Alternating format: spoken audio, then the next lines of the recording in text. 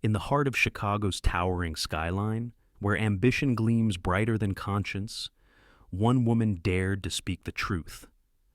Grace Whitmore, a single mother.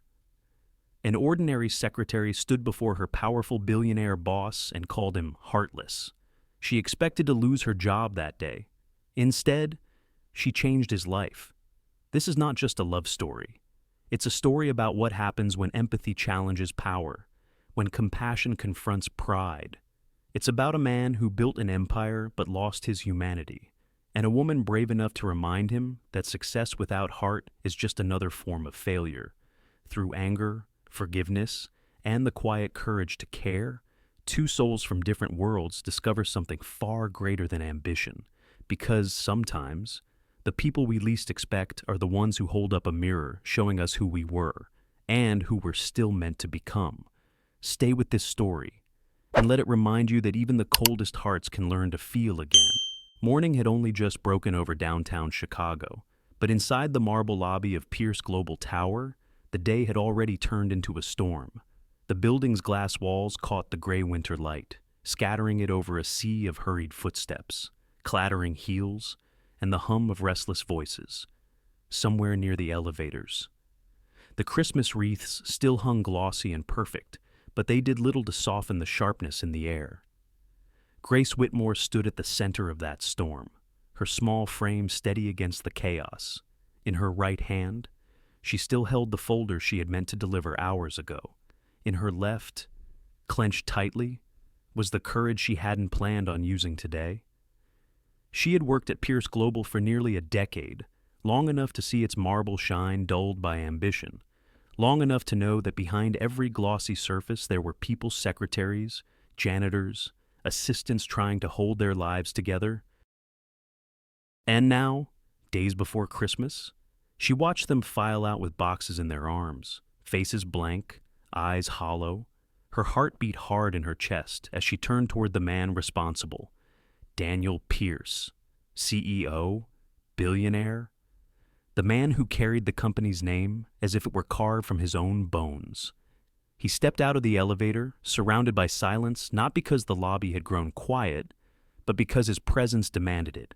Tall, composed, dressed in a charcoal suit that looked like it belonged to another world. He moved with the calm precision of someone who had never once doubted his own authority. Grace's voice broke through that stillness before she even realized she was speaking. "Did you even think about them?" she asked. "The families, the rent, the children waiting for presents that won't come now." For a moment, he didn't answer. His gaze, cool and detached, rested on her face like a scanner searching for weakness. "This is business, Ms. Whitmore. It isn't personal." The words struck her harder than she expected. Business? It was always business, a word polished enough to hide the ache beneath it. "Not personal." Her voice rose, trembling but fierce. "You fired an entire division. Daniel, 100 people, days before Christmas, and you want to call that efficiency around them." The lobby workers froze. Even the security guards hesitated. It wasn't every day that someone spoke to Daniel Pierce that way. She took a step closer, her eyes never leaving his. "You know what people call you upstairs? Heartless. A machine in a tailored suit." The words hung in the air, sharp and fragile all at once. Somewhere behind her, someone gasped. Grace didn't care. Daniel's jaw tightened, the faintest flicker of emotion crossing his face. Surprise, maybe, or something colder. His hands, steady as ever, adjusted the cuff of his sleeve before he spoke. "You seem to forget your place. Ms. Whitmore." "My place." She let out a soft, disbelieving laugh. "My place is where the people are, Daniel. The ones you just turned into numbers on a spreadsheet for the first time." His eyes darkened not with anger, but with something quieter, heavier. He had heard defiance before, but not like this. Not from her. Grace's voice softened, though her resolve didn't. "You built an empire, but somewhere along the way, you stopped building a soul." There it was, the truth she had carried too long. The the truth that needed to be said, even if it cost her everything? A long silence followed, stretching between them like glass ready to shatter. When Daniel finally spoke, his tone was low, deliberate, each word edged with frost. "You'll regret that, Ms. Whitmore." He didn't raise his voice. He didn't have to. The chill in his words was enough to still the entire lobby. Grace's breath caught, but she didn't flinch. The fear was there, yes, but so was something else, a quiet dignity. The kind that grows when you've already lost enough not to care about losing one more thing. He turned and walked toward the elevator, the sound of his shoes echoing against the marble floor, measured, precise, final. Grace stood where she was, watching the numbers above the elevator doors rise. Her reflection caught between glass and light. When the doors closed behind him, the world seemed to exhale again. Conversations resumed, hesitant at first. Someone picked up a fallen folder. The receptionist pretended not to have heard anything at all. Grace stayed still for a moment longer, her hands trembling slightly now that the adrenaline was fading. She knew what she had done and what it would cost her. But beneath the fear was a strange calm, almost like relief. She had spoken the truth, and sometimes that was enough. Outside, snow had begun to fall over the city. The flakes clung to the window panes, softening the edges of the skyline.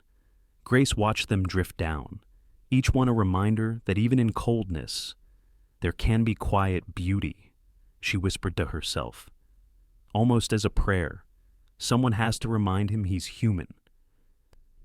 In his office high above, Daniel stood before the glass wall, watching the same snowfall blur the streets below. Her words echoed in his mind longer than he cared to admit. Heartless, a machine in a tailored suit. He had been called worse, but never with such conviction, never by someone whose eyes still carried warmth. For the first time in a long while, Daniel felt something crack beneath the armor he had built. It wasn't guilt, not yet, but it was close, and as the snow thickened, covering the city in white, the world below seemed softer somehow, like maybe, just maybe, there was still room for grace. Snow still covered the streets the next morning, muffling the city's noise beneath a soft white blanket. Chicago looked peaceful from the outside, but inside Pierce Global Tower, peace was the one thing Grace Whitmore didn't have. After her outburst in the lobby, whispers had followed her like shadows. People looked at her differently, some with admiration, others with pity, a few with quiet fear. Everyone knew Daniel Pierce never forgot an insult, especially not one delivered in front of an audience. Grace spent the morning bracing herself for the inevitable. Every ring of the office phone made her flinch. Every time the elevator doors opened, her pulse quickened. She told herself she was ready to lose the job that paid her rent, her son's school fees, the small stack of overdue bills on her kitchen counter, but readiness and acceptance were never quite the same thing. When her phone finally buzzed, she didn't need to look at the caller ID. The assistant's voice was formal, almost apologetic. "Mr. Pierce would like to see you in his office. Now." Grace took a slow breath, straightened her jacket, and walked toward the executive floor. The marble hallways seemed longer than usual, the air colder. She told herself not to tremble. She wouldn't give him that satisfaction. Daniel's office was vast glass, steel, and silence.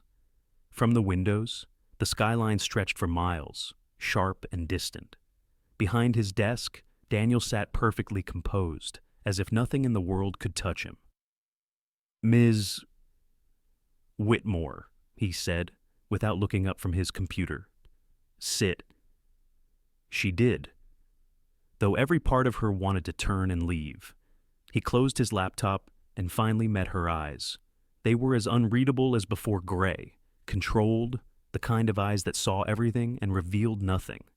"I should fire you," he began. His voice was calm, not cruel, and that made it worse. Public insubordination, unprofessional conduct, a direct attack on your employer. Grace swallowed hard. "Then why don't you?" He leaned back in his chair, fingers steepled. "Because, strangely enough, your little outburst got me thinking. That startled her. She had expected anger, not curiosity. Daniel continued, his tone measured. You accuse me of being heartless, of being a machine in a suit. Perhaps you're right. But rather than dismissing you, I'd like to test your theory. Test, she repeated, wary. He nodded. For the next 90 days, you'll work directly for me. No filters, no intermediaries. You'll see how decisions are made. You'll have access to meetings, reports, even my schedule. And in return, you'll show me what you call empathy? Grace blinked. You're joking? I never joke about business, he replied. Let's call it an experiment. The empathy experiment. The word sounded clinical, almost absurd. 90 days with the man she despised most. 90 days pretending not to notice the chill in his tone, the way he turned people into statistics. 90 days sitting across from the man who had made 100 families jobless just before Christmas. She wanted to say no. Every instinct told her to. But the truth pressed down, like winter air, heavy, unrelenting. She needed the job. Her son, Caleb, had outgrown his winter coat again. The heating bill was overdue, and in her kitchen drawer sat a letter from the bank she hadn't had the courage to open.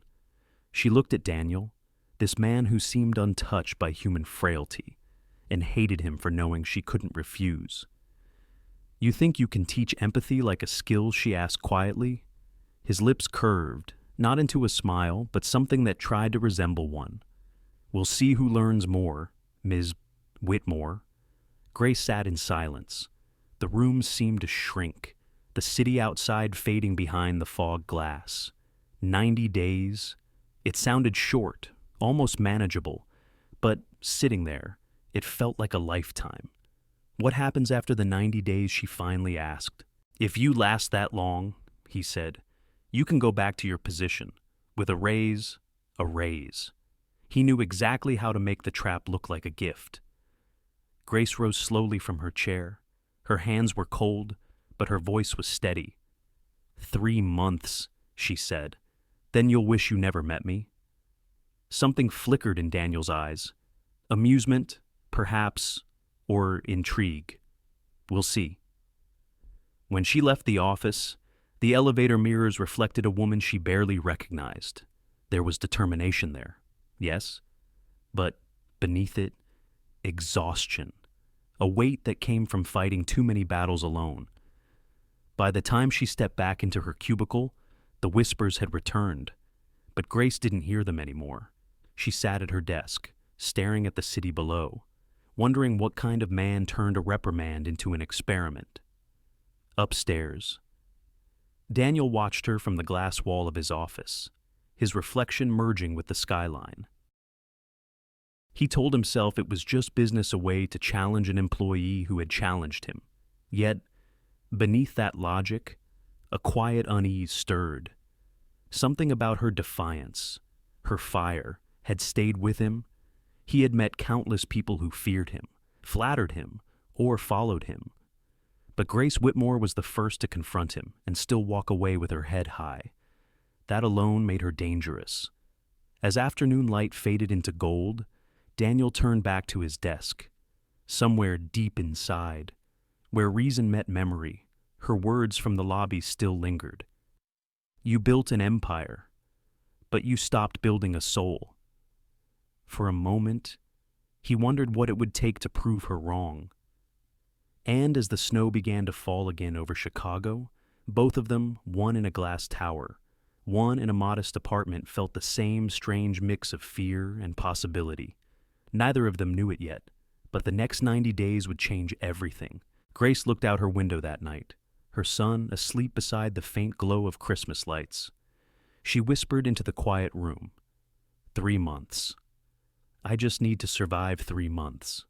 But deep down, something softer stirred a fragile hope that maybe survival wasn't all this was meant to be. The following morning, the city woke under a pale winter sun that offered more light than warmth. Chicago looked beautiful from a distance, rooftops frosted, trees sparkling with ice, but beauty didn't pay bills. And Grace Whitmore knew it too well. Her alarm had gone off before dawn, the same shrill tone that had become part of her survival routine. She lay there for a moment, staring at the faint cracks on the ceiling, feeling the weight of the day press gently on her chest. The words from Daniel's office still echoed in her mind. The empathy experiment, 90 days, a deal that felt less like an opportunity and more like a test of endurance.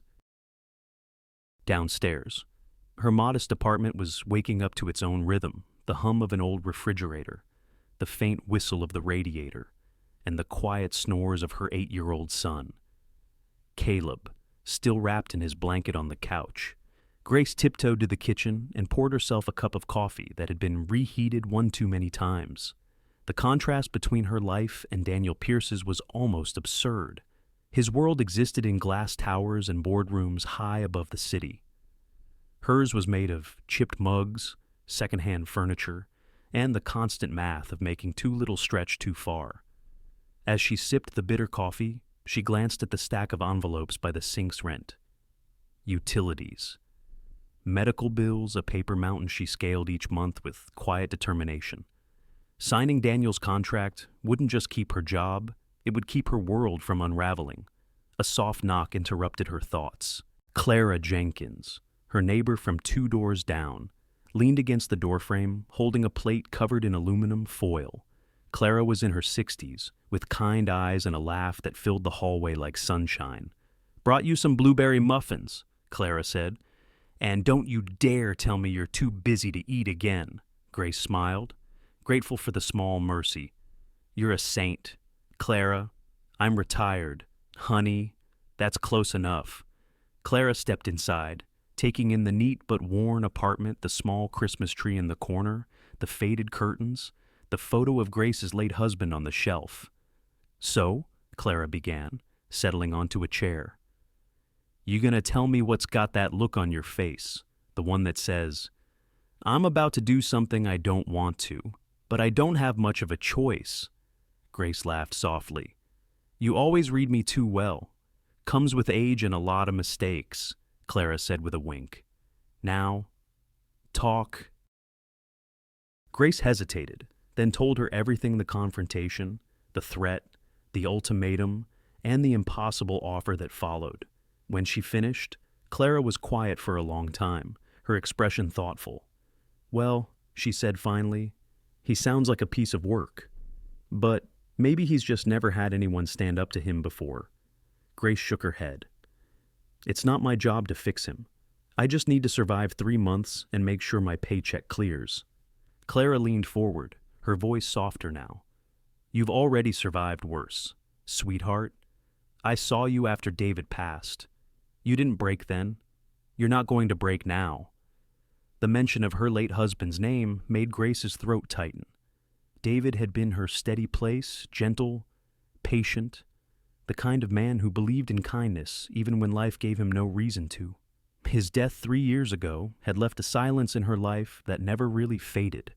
"I've faced grief before," Grace whispered, more to herself than to Clara. "I can face arrogance." "That's my girl," Clara said, reaching over to squeeze her hand. "Now, go sign whatever fancy paper that man gives you. Just make sure you keep your soul while you're doing it." Later that morning, Grace found herself standing in Daniel's office again. The contrast from her apartment was dizzying. Everything here gleamed: glass walls, polished floors, the faint scent of expensive cologne. Even the air felt conditioned for ambition. Daniel sat behind his desk, reviewing a document. Without looking up, he gestured to the chair opposite him. "I trust you've had time to consider my offer." "It wasn't really an offer," she replied evenly. He finally looked up, the corner of his mouth tilting slightly. "Semantics. Ms. Whitmore." A manila folder lay on the desk between them. Inside was the contract, 12 pages of legal precision, drafted to ensure there would be no misunderstandings, no loopholes, no mercy. She read every word, her eyes tracing phrases like confidentiality clause and exclusive employment terms. It was ironclad, as if written to bind not just her work, but her will. When she reached the last page, she set the pen against the line where her name was meant to go. Her reflection in the glass wall caught her attention, a woman caught between exhaustion and resolve. Daniel watched her quietly. There was no gloating, no hint of satisfaction, just observation, as though she were another number in his system, another problem to be measured. She signed, one clean stroke, Grace Whitmore. Daniel extended his hand. Welcome to the experiment. She shook it, her grip firm, her eyes steady. Don't expect me to go easy on you. I wouldn't dream of it, he replied. As she left the office, the weight of the pen still lingered in her hand. She had made her choice not because she trusted him, but because she trusted herself. Outside, the wind bit at her cheeks as she stepped into the cold. The city looked sharper, brighter somehow. The air filled with the scent of snow and distant car exhaust. She thought of Clara's words, of David's quiet faith in her strength, and of Caleb's laughter waiting at home. Maybe this wasn't just about survival anymore. Maybe, in some strange way, it was about rediscovering the part of herself that had gone quiet, the part that still believed in dignity, in courage, in standing tall even when life bent you low. As she walked down the busy street, her breath rising in small clouds, Grace felt something shift inside her, a spark of determination that burned just warm enough to carry her forward. Whatever this experiment turned out to be, she knew one thing for certain: it would not define her. She would define it. And somewhere, miles above the city, Daniel Pierce watched the snow drift past his window, unaware that the woman he had challenged might be the one to change everything, not through power, but through grace. The first Monday of the experiment began, not with fireworks, but with the quiet hum of fluorescent lights and the steady rhythm of city life 20 floors below. The ink on Grace Whitmore's contract had barely dried, yet already the air inside Daniel Pierce's office felt charged not with hostility, but with something subtler, more electric. She arrived 15 minutes early, as she always did. Old habits die hard, especially the ones built on necessity.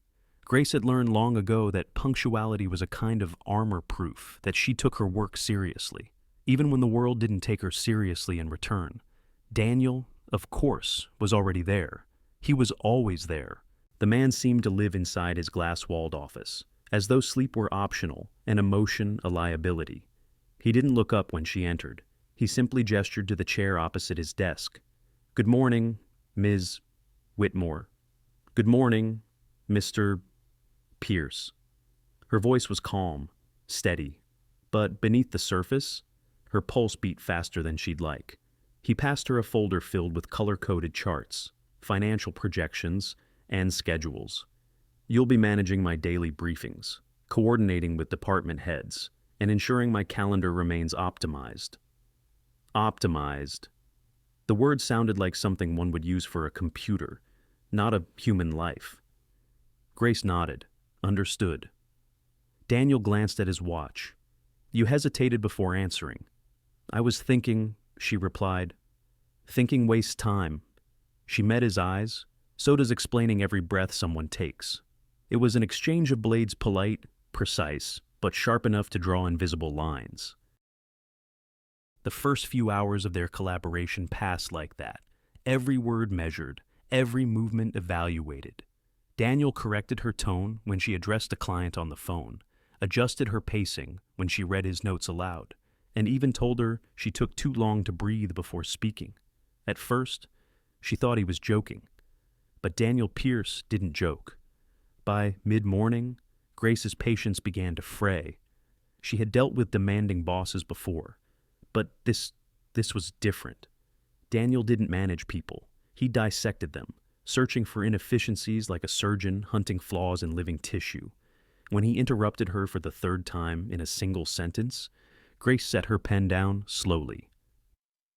"Mr. Pierce," she said, her voice quiet but firm. "If you're trying to turn me into one of your algorithms, I'm afraid I don't have that kind of software." He looked up, slightly taken aback. "Excuse me, you don't manage people," she said, holding his gaze. "You dissect them." The room fell silent. For a long moment, neither moved.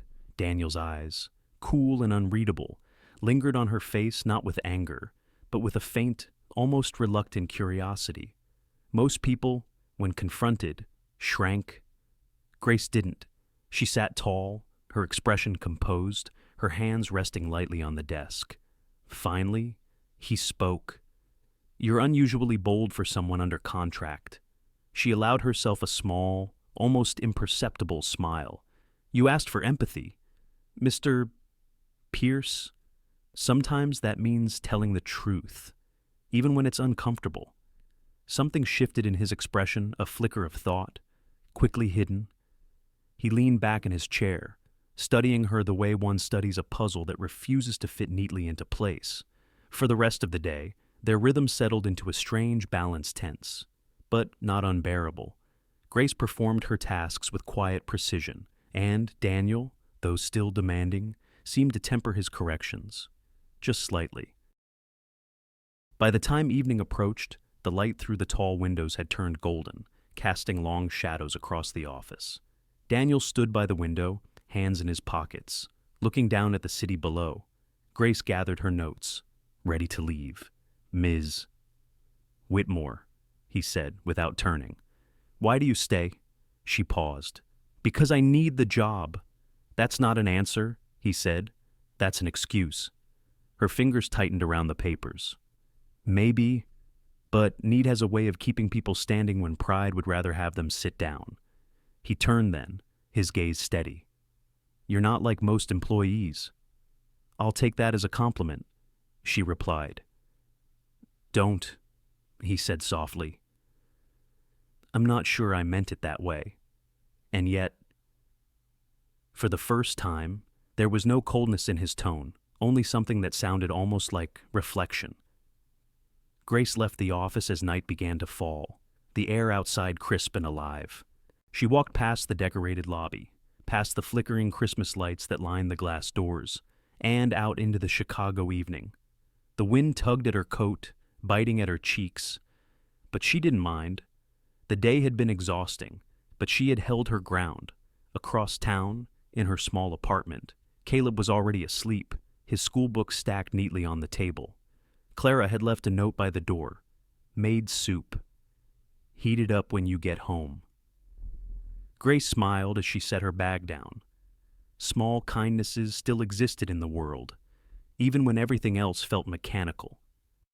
In the quiet of her kitchen, she thought back to Daniel's face that afternoon, the brief moment when his guard had faltered, when the machine had seemed almost human. She couldn't explain why that image lingered, perhaps because it reminded her that even the hardest hearts had cracks, and through those cracks, sometimes, light found its way in. Up in his office, Daniel sat alone, replaying her words in his mind. "You don't manage people. You dissect them." He told himself it didn't matter. He told himself she was just another employee with opinions that didn't belong in a boardroom. But deep down, something in her steadiness unsettled him, not because it challenged his control, but because it reminded him of something he'd long buried, the quiet ache of being seen for who he really was. For both of them, the day had been a beginning, not of understanding yet, but of awareness, the kind that doesn't announce itself, but settles quietly in the corners of one's heart.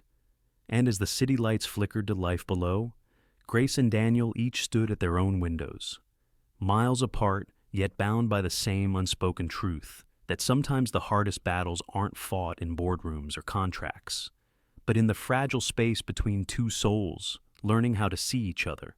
The days that followed their first clash unfolded with a quiet, wary rhythm. Grace learned how Daniel liked his reports precise, color-coded, and timed to the minute. He learned that no amount of precision could break her calm. There was friction, yes, but beneath it, a strange sort of balance had begun to form, like two opposing forces that somehow held each other steady. Then came the meeting that would test that balance. It was a gray Thursday morning, the kind where the sky seemed undecided, not quite snowing, not quite clearing. Grace stood at Daniel's desk as he reviewed a series of financial projections on his tablet. The lines of data stretched endlessly, neat columns of profit margins and production costs, so clean they almost looked harmless. He set the tablet down with finality. "We'll be shutting down the Milwaukee plant by the end of the quarter," he said. Grace froze. "That factory employs over 200 people, 237, he corrected, "and each one is costing us 32% more than projected." The numbers don't lie. Her voice softened, but there was steel beneath it. Numbers don't lie, but they also don't tell the whole story. Daniel looked up, his expression unreadable. "This isn't personal, Ms. Whitmore. It's a strategic adjustment." She took a slow breath. "You said that before about the layoffs before Christmas, but strategy doesn't comfort the people who have to pack their lives into boxes." He studied her, faint irritation flickering in his eyes. "You're letting emotion cloud your logic. And you," she said quietly, "let logic erase your humanity." The words hung in the air between them, not sharp this time, but heavy, honest. Daniel leaned back in his chair, fingers interlaced, watching her. She stood across the desk, her posture straight, her voice steady, though he could see the tremor of conviction in her hands. "Tell me, then," he said. "What would you suggest?" Grace hesitated. She hadn't expected him to ask. But once the door was open, she stepped through it. "Let me show you what those numbers mean," she said. "Give me a day." He nodded once, curtly. "You have until tomorrow morning." That evening, long after the office had emptied, Grace sat at her small dining table, the city lights flickering outside her window. Her laptop glowed faintly against the dim room as she scrolled through emails, employee records, and photographs from the Milwaukee factory's holiday gatherings. She found pictures of smiling faces, machinists in oil-stained uniforms, a woman decorating a break room tree, a man holding his newborn during the company's family day. Each image felt like a quiet plea. By midnight, she had pieced together a presentation not of numbers, but of names, not of graphs, but of stories. The next morning, Daniel was waiting in the boardroom when she entered. His suit was immaculate, his demeanor calm, as though nothing could surprise him. Grace connected her laptop to the screen, her palms damp but her voice steady. "This is Maria Sanchez," she began, showing a photo of a woman in her 40s with bright eyes and oil on her hands. "She's been at the Milwaukee plant for 16 years. She trains new hires, covers night shifts when someone's sick, and still volunteers at the local shelter every weekend." Daniel's expression didn't change.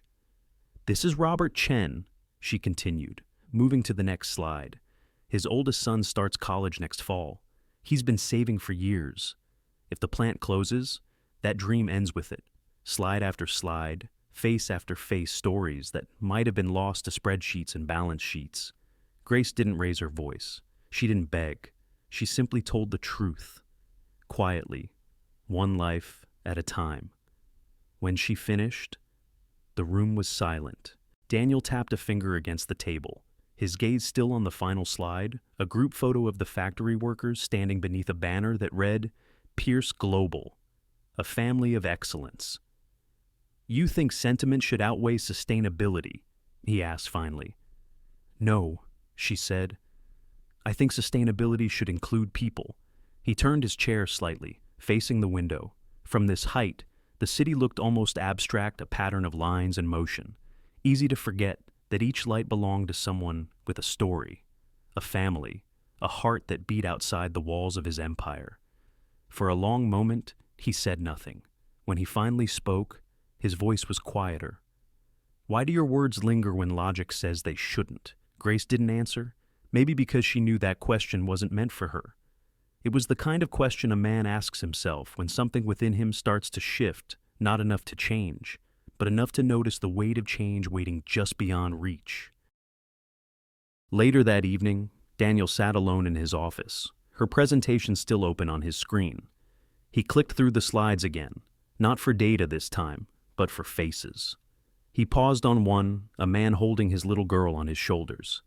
The child's smile was wide and unguarded, the kind of joy that had no idea what uncertainty meant.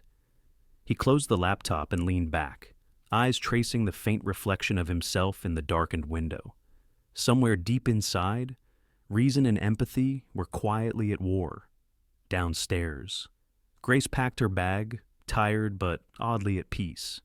She didn't know what Daniel would decide. Maybe he'd still close the plant. Maybe he'd find another way. But she knew she had done what she could. She had given a voice to those who had none. As she stepped out into the evening air, snowflakes brushed against her coat, soft and weightless. The city stretched out before her, vast and glowing. Sometimes, she thought, the most human victories weren't in winning arguments, but in daring to remind someone that hearts beat behind every line of data. And somewhere high above the city, Daniel Pierce, a man who once believed numbers told every truth worth knowing, found himself replaying the sound of her voice steady, unyielding, and impossibly human. It lingered in his mind long after the office lights dimmed, like a quiet echo reminding him that empathy, once awakened, never really sleeps. For 2 days after her presentation, the company seemed quieter. Memos were shorter, meetings ran longer, and though Daniel Pierce never mentioned the Milwaukee plant again, something in his tone had changed, less certain, less metallic. Grace noticed it in the small things, the way he paused before signing a decision, the way his eyes lingered a moment longer on the faces of employees passing by his glass office. The factory wasn't saved yet, but she sensed a door had opened somewhere, maybe not in policy, but in him.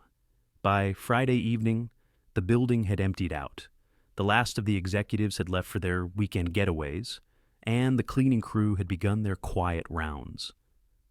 Grace had finally packed her bag and slipped on her coat when she realized she'd left an important folder, the week's performance summaries, on Daniel's desk. For a brief second, she debated leaving it until Monday, but something about unfinished business and perhaps unfinished conversations pulled her back upstairs. The elevator hummed softly as it rose, floor after floor, until the doors slid open onto the nearly dark executive level. The hall lights were dimmed, casting long shadows across the marble floor.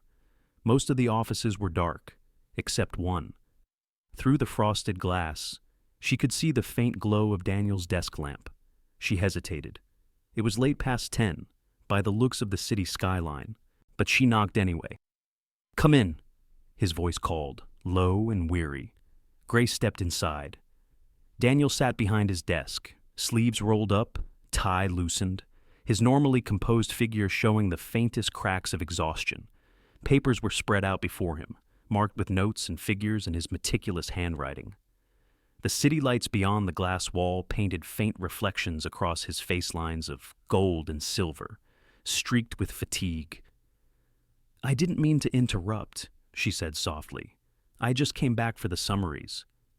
He gestured toward a pile of documents on the corner of the desk. "They're there.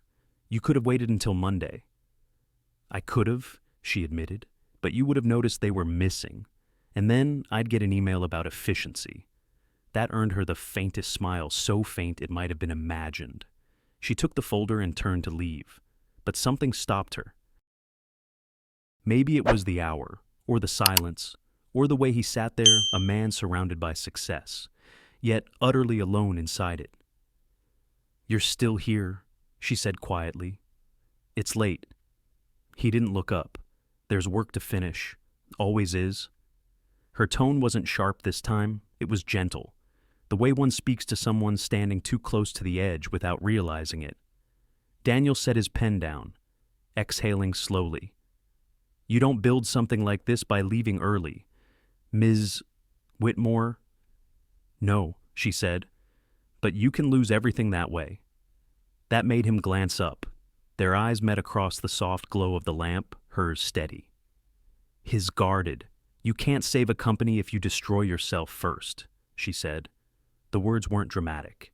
They were quiet, almost casual, but they landed in him like a truth long overdue.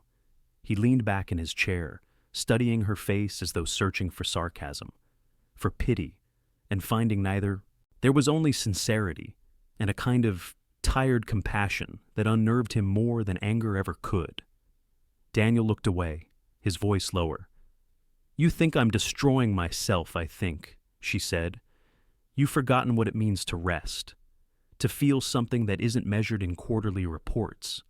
The clock ticked softly in the corner. For a long while, neither spoke.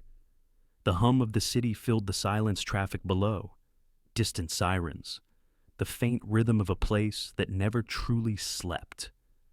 "I don't know how to stop," he admitted finally. Grace nodded, as if she understood because she did. "You don't stop," she said. "You pause. There's a difference." He looked at her, then really looked, and for the first time, she saw the exhaustion behind the precision, the loneliness beneath the perfection. His eyes, usually cold steel, now carried something else, something almost fragile. "Do you ever wonder," he asked slowly, "if all of this, the towers, the deals, the numbers, actually matters?" Grace smiled, not unkindly. "I think it matters if you remember who you're doing it for." He said nothing, just stared out at the skyline, where the lights blinked like distant promises. After a while, she gathered the courage to step closer, resting the folder gently on his desk. "You don't have to answer tonight," she said. "Just don't forget you're human in the process." She turned toward the door, her footsteps soft against the polished floor. "Grace," he said quietly. She stopped. It was the first time he'd said her first name aloud. "Thank you," he added, the words sounding strange in his mouth, not because he didn't mean them, but because he wasn't used to saying them. She nodded once, and then she was gone. Daniel sat there for a long time after the door closed, the city lights flickering against the glass like tiny embers. He reached for the folder she had left behind, but instead of opening it, he leaned back in his chair and let the silence settle. For the first time in months, he felt the weight of his own exhaustion, and beneath it, something gentler, a quiet awareness that maybe strength wasn't always about endurance. Sometimes it was about knowing when to breathe. Outside, Grace walked toward the elevator, her reflection rippling across the marble walls. She didn't know what had shifted between them tonight, but she felt it, a subtle, fragile thread of understanding forming where once there had only been tension. When she stepped out into the cold night air, she tilted her head toward the sky. The snow had stopped falling, leaving the stars clear and sharp above the city. She thought of Daniel, the man trapped inside his own glass tower, and hoped he would one day learn that life couldn't be lived in spreadsheets. Somewhere above her, the light in his office finally went dark. And though neither of them could name it yet, something real had begun, not love, not yet, but the first small flicker of human connection, a moment quiet enough to change the course of everything that would follow. The following week, something subtle yet undeniable began to shift between them. After that late-night encounter, Grace noticed small cracks in Daniel Pierce's armor, a longer pause before a sharp remark, a faint trace of softness in his tone when he asked for a report. He was still the same man, exacting, meticulous, and stubbornly logical, but there were moments now when he seemed almost reachable. And then came the day she realized he hadn't eaten. It was nearly 9 in the evening, long after most employees had gone home. The city lights glittered beyond the glass walls, and the office was cloaked in that still, expensive quiet that only skyscrapers at night can hold. Grace stood by his door, watching him scroll through yet another spreadsheet, his untouched cup of coffee gone cold hours ago. "Mr. Pierce," she said, crossing her arms. "When was the last time you had a real meal?" He didn't look up. "I had a protein bar around 4. She frowned. "A protein bar isn't a meal." He continued typing. "It has 20 grams of protein, which means it also has 0 grams of joy." That made him stop. His fingers hovered over the keyboard as he finally looked at her, eyebrows raised. "Excuse me?" "You heard me," she said, stepping closer. "You can't keep running on caffeine and ambition. You need food, real food, from a plate, with a fork." Daniel leaned back, amusement flickering in his eyes. "And I suppose you have a recommendation." "As a matter of fact, I do," she said. "Millie's Diner. It's 20 miles west, out near the suburbs. Best meatloaf in Illinois." He blinked, as if she'd just spoken in another language. You want me to go to a diner? Yes. Right now. I have work, which will still be here in the morning, she interrupted. Come on, Mr. Pierce. Even machines need oil. The irony of his own nickname, the machine in a tailored suit, hung in the air between them. For a moment, he almost smiled. Then, to her surprise, he stood. Fine, he said, grabbing his coat. But if this place has fluorescent lighting and chipped mugs, I'm blaming you. Grace grinned. That's the charm. The drive out of the city was quiet. Snow lined the edges of the freeway, glinting under the soft glow of streetlights. For once, Daniel wasn't checking his phone or dictating notes. He simply looked out the window, the skyline shrinking behind them as the roads grew darker and emptier. Millie's diner appeared like something out of another time, a small, single-story building with neon letters glowing faintly against the night sky. The parking lot was half covered in snow, the kind of place where regulars knew everyone's names and newcomers stood out instantly.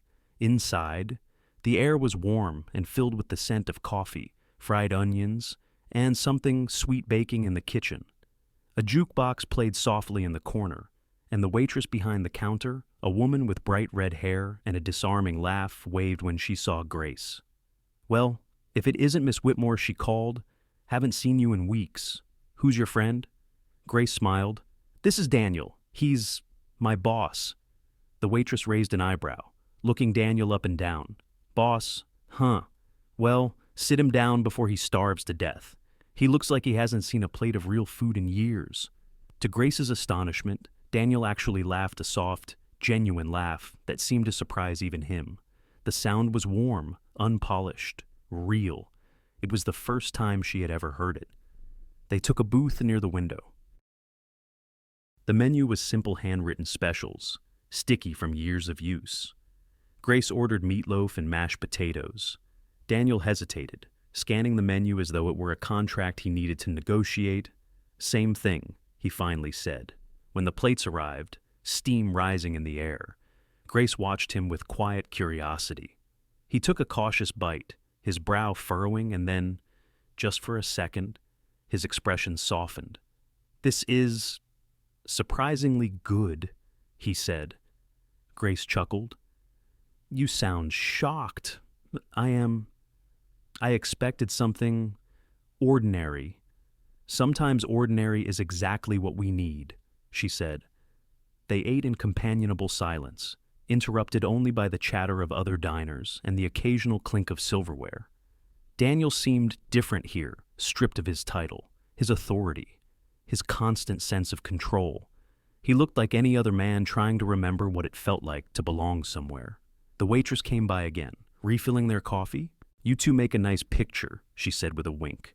Grace laughed. We're not Daniel cut in, smiling politely, just colleagues. The waitress grinned. Sure, honey, that's how it starts. Grace felt warmth creep up her neck, but Daniel just shook his head, an amused gleam in his eyes. It was strange. She thought seeing him like this, human, relaxed, almost kind. When they finished, Daniel insisted on paying, though Grace protested. As they stepped outside, the cold air bit at their faces, but it felt cleaner somehow, fresher than the filtered air of his office. Thank you, he said quietly, holding the door open for her. For insisting. You're welcome, she replied, though I think Millie's meatloaf deserves most of the credit. He smiled again, a real one this time. Without calculation, I'll keep that in mind. The drive back to the city was peaceful. The radio played softly, an old song from the 60s that neither of them spoke over. Grace looked out the window, watching the snow drift across the fields. She felt something stir in her chest. Not love, not yet, but a tenderness she hadn't expected.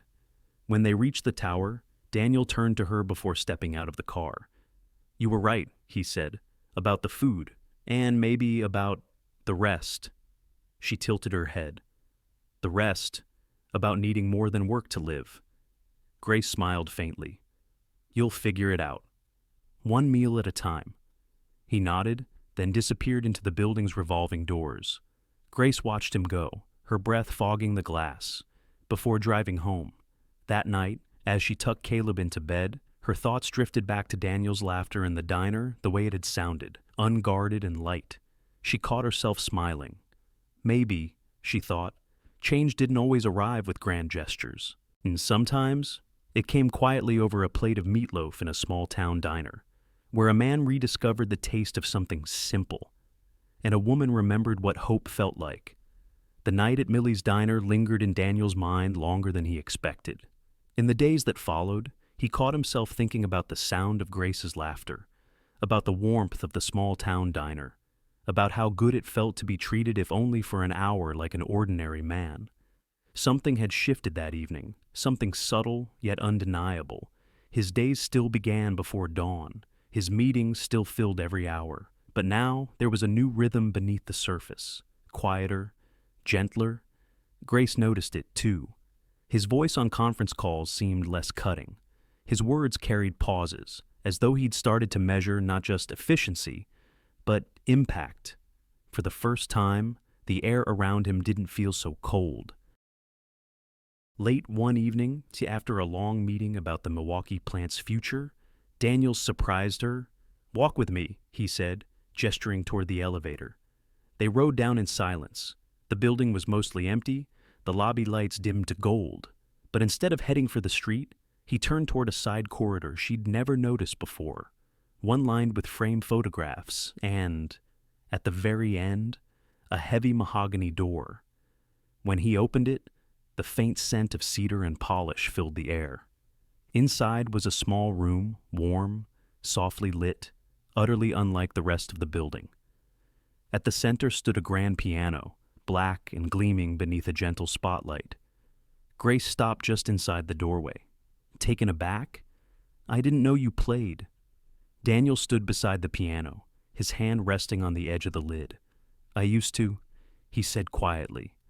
"A long time ago." She stepped closer, her curiosity softened by the fragile tone in his voice. "What happened?" He hesitated, his gaze distant, as though looking through time. "My father happened."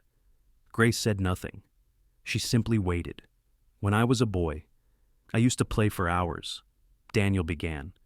"My mother would sit beside me and hum along. It was the only time our house felt alive. But my father thought music was a waste. Emotions don't build empires, he used to say. Discipline does." He ran a finger lightly across the keys, not pressing, just tracing. "The day he caught me practicing instead of studying business ledgers, he made me stop. He said if I wanted to play piano, I could do it after I earned something worth playing for."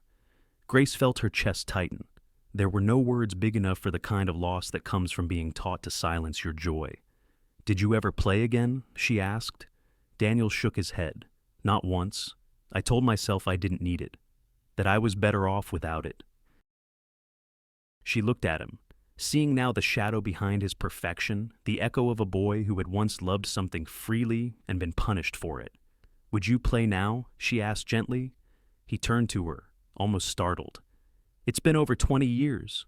So," she said softly, "the keys haven't forgotten you." For a long moment, he didn't move. Then, slowly, Daniel sat down on the bench. His fingers hovered above the keys, uncertain, trembling slightly.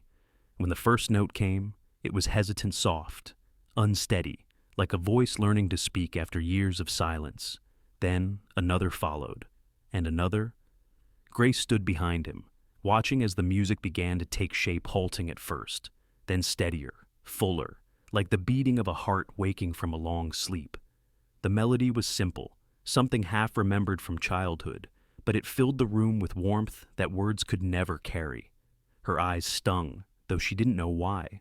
Perhaps because there was something sacred about the moment, about watching someone rediscover a part of themselves they thought was gone forever. Daniel's hands grew surer as he played. The tension in his shoulders eased. The hard lines of his face softened. And for the first time since she'd met him, he looked free.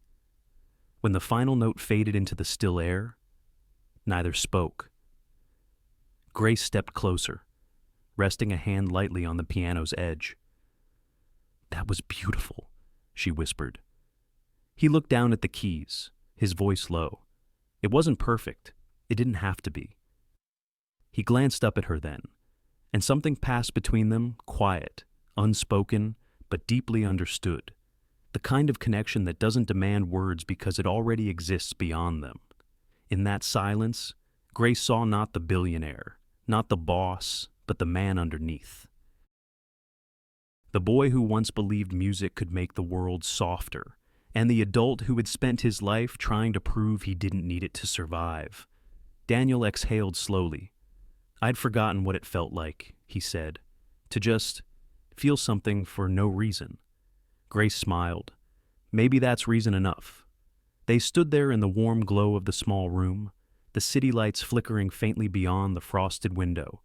For a brief moment, time seemed to loosen its grip, no deadlines, no expectations, just two people sharing the quiet miracle of being human.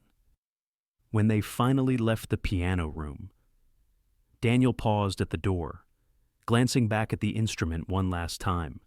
The air still held the echo of that final trembling note, a note that seemed to linger long after the sound had faded.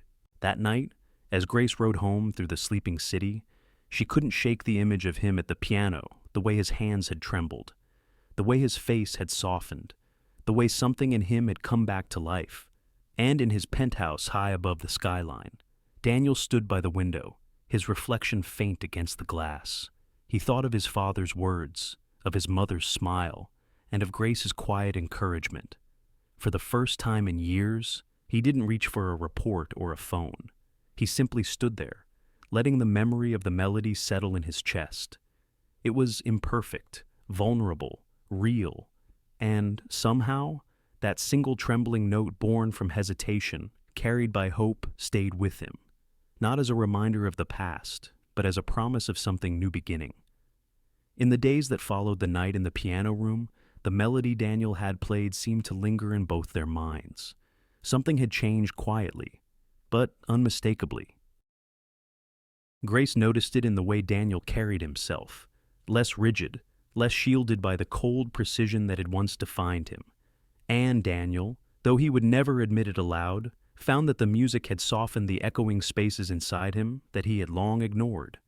But life, as it often does, has a way of testing new light with returning shadows. It was a Monday morning when Mark Ellison, Pierce Global's chief operating officer and Daniel's oldest friend, walked into his office with a file tucked under one arm and unease written across his face. Mark was a practical man, calm under pressure, steady as a metronome, but that morning, his composure faltered. "We have a problem," he said quietly.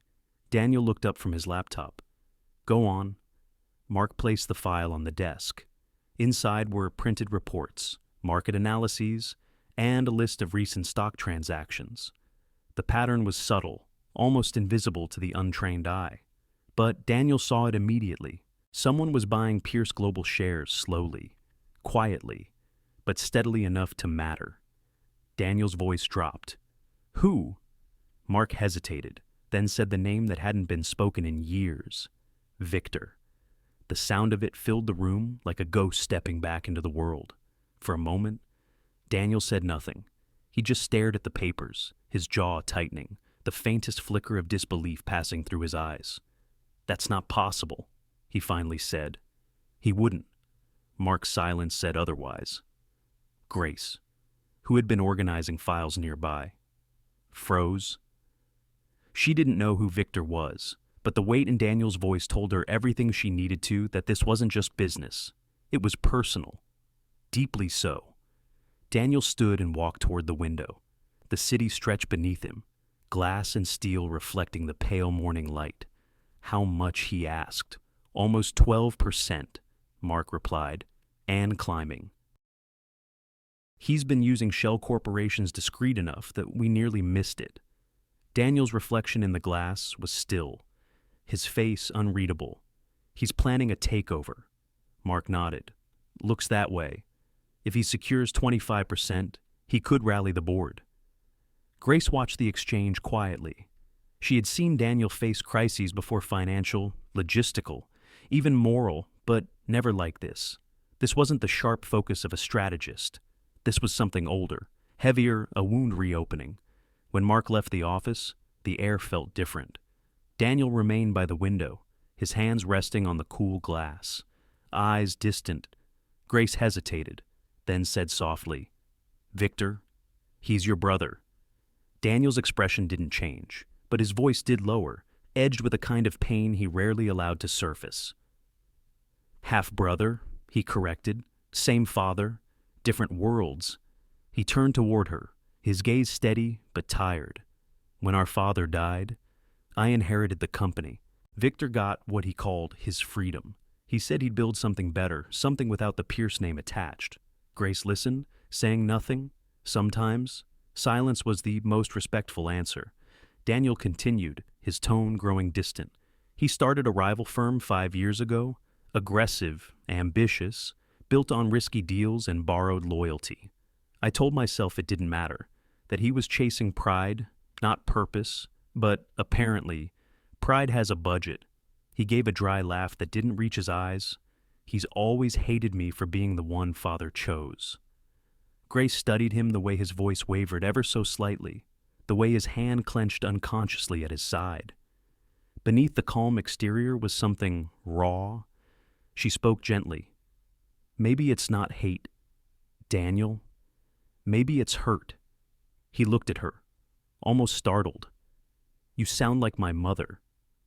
"Was she wrong?" Grace asked. He didn't answer. Instead, he walked back to his desk, the piano room from days ago feeling like a lifetime away. The warmth of that night, the flicker of humanity Grace had seen, all of it seemed to retreat behind an old, familiar wall. Later that day, Mark returned with more data confirmation that Victor had been meeting quietly with several Pierce Global shareholders. The picture was clear. Now Victor wasn't just competing, he was coming for the company itself. When Grace brought Daniel his afternoon reports, she found him staring at a framed photograph she had never noticed before, 2 boys, maybe 12 and 14, sitting beside a grand piano, one smiling shyly, the other already guarded, already bracing for a world that demanded too much. She paused in the doorway. "You played together," Daniel nodded. "Once, before everything became a contest. Do you still talk?" "Not in years." He closed the frame gently. "And I doubt we ever will again." But Grace saw the flicker of hesitation in his eyes, the faint longing buried beneath resignation. She knew that kind of ache too well, the grief of someone still alive but unreachable. That evening, after everyone had left, Daniel stayed behind in his office. He didn't open any files, didn't answer any calls. He simply sat in the dim light, staring at the skyline. His thoughts were sharp and tangled of part fury, part sorrow. The betrayal was one thing, but what haunted him more was how unsurprised he felt. Maybe that was the truest cost of success, learning to expect the knife, even when it came from family. Yet, somewhere in the quiet, Grace's words returned to him. "Maybe it's not hate. Maybe it's hurt." He let out a slow breath. For the first time in years, Daniel Pierce wondered if the empire he had built, all the glass, all the power, all the distance, had been less about achievement and more about armor. Outside his window, the city pulsed with life, restless, relentless. And somewhere beyond the lights, his brother was watching, waiting, planning his next move. But Daniel no longer looked at that horizon with the coldness he once did. There was pain, yes, and anger, but also the faintest spark of something else, the same quiet awareness that had been born the night he touched the piano keys again. Because even betrayal, he realized, couldn't erase the memory of music, or the reminder that every broken bond once began with connection. And though he didn't know it yet, this shadow his brother cast would become the test that revealed just how much of his heart had been awakened, and whether he could still lead, not by fear, but by feeling. The news of Victor's betrayal cast a long shadow over Pierce Global. Meetings grew tenser, deadlines sharper, and Daniel's usual calm turned quieter, more deliberate, like a man walking through a storm without showing it on his face. Yet, beneath the tension, something deeper had begun to change in him. It wasn't just business that filled his thoughts now. It was Grace. She had become a quiet constant in the chaos, her presence steady. Her words measured, her empathy both unsettling and grounding. In a world built on numbers and competition, she was the rare reminder that humanity still mattered. Grace, for her part, tried to keep her distance. She told herself she was only doing her job supporting him through crisis, keeping the company stable, ensuring that the employees she'd once defended didn't lose faith. But even as she told herself that, she couldn't deny the truth that was growing harder to ignore. She cared. It started with small things. The way his eyes softened when he thanked her for staying late. The quiet humor that surfaced between them during long nights in the office. The rare smiles, fleeting but real, that made her feel like she was watching sunlight break through winter clouds. And then, one evening, when the tension of the day had finally worn them both down, Daniel suggested they leave the office. "You've been here 12 hours straight," he said. "Come on. You need air." Grace hesitated. "And what about you?" "I'll survive," he said with a faint smile. "Maybe." So, they went, two overworked souls escaping the tower that had become both a fortress and a prison. The night air off Lake Michigan was crisp, the kind that carried both chill and clarity. The waves lapped against the shore, the sound gentle but endless. They walked side by side along the waterfront path, the city lights glittering behind them like distant stars. For a long while, they didn't speak. It wasn't awkward. It was peaceful, the kind of silence that only exists between two people who no longer need to fill every space with words. Eventually, Grace broke the quiet. "Do you ever wonder what your life would look like if you'd chosen differently?" Daniel glanced at her. "Every day." She smiled faintly. "You don't seem like a man who doubts his choices." "Then I'm better at pretending than I thought." He looked out over the water. "I've made decisions that built an empire, Grace, but I'm not sure they built a life." She studied his profile in the faint glow of the city lights, the strength in his jaw, the exhaustion in his eyes, the quiet ache he never allowed anyone else to see. "You're still building," she said softly. "Maybe now. You're just building something that finally matters." He turned to her then, and for a moment, neither of them looked away. There was no boardroom between them, no contracts, no titles, just two people standing at the edge of something fragile and real. She felt her heartbeat quicken. He took a step closer, as if drawn by something he didn't fully understand. "I used to think emotions were a weakness," he said quietly, "but lately," he trailed off, searching her face. "Lately, I'm not so sure. Oh." The wind caught her hair, brushing it across her face. He reached out, almost instinctively, to tuck it behind her ear. The touch was light, barely there, but it carried the weight of everything unspoken between them. "Daniel," she began, her voice barely above a whisper. He didn't move. For the first time, she saw him unguarded, not the powerful CEO, not the man made of control and composure, but simply a man, vulnerable and uncertain. They stood there, inches apart, the air between them trembling with all the things they didn't dare say. And then, just as he leaned in, just as something inside her wanted, against all reason, to let it happen, his phone rang. The sound was jarring, shattering the fragile moment like glass. He stepped back, his face tightening. "I have to take this." Grace nodded, though she didn't trust herself to speak. "Pierce," he answered, his voice reverting instantly to the tone she knew too well, composed, commanding, distant. As he turned away, speaking into the phone, Grace wrapped her coat tighter around herself. The cold felt sharper now, not from the wind, but from something inside her that had opened and then quickly closed again. When the call ended, Daniel turned back, but the closeness between them had already changed.